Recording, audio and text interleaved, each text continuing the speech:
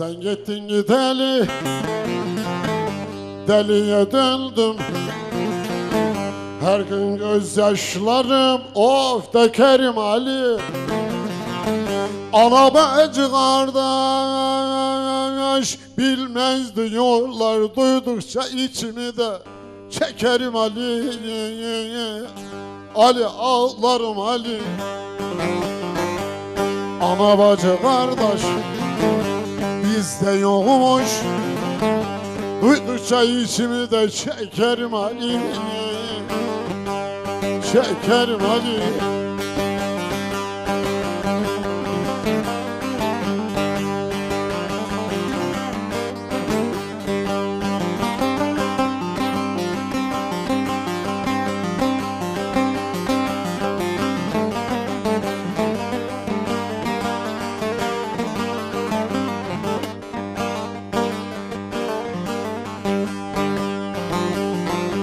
Seni sevenlerin yaralı dertli, şu elin zalimine bak bizden kıymetli. Kereme sahibiydin, güçlü kuvvetli, yoksa bir kuludun. Öldün mü Ali? Ali sen nerede kaldın Ali be? Oh.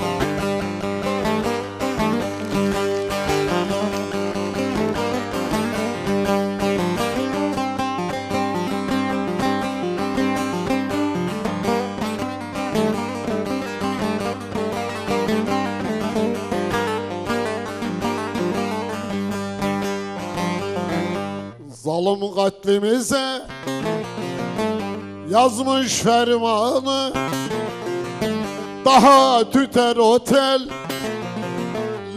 dumanı. Geleceksen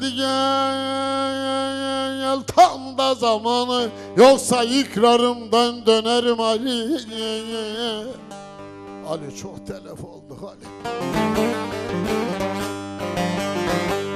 O zalimin zulmü bizi yakarsa, bizi yakıp da karşı nazdan bakarsa, ahirette edelimiz boşa çıkarsa, tutar Zülfikar'ı kırarım Ali.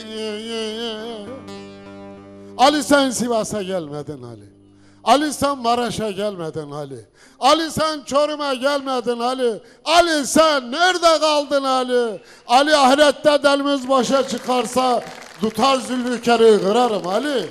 Kızıltuğum pire meyil bağladım.